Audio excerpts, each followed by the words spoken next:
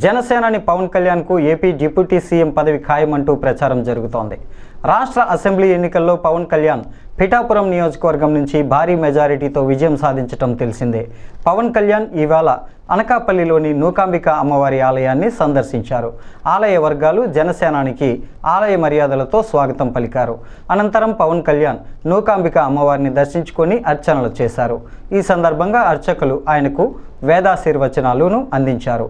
ఆలయ అధికారులు పవన్కు అమ్మవారి చిత్రపటాన్ని బహూకరించారు.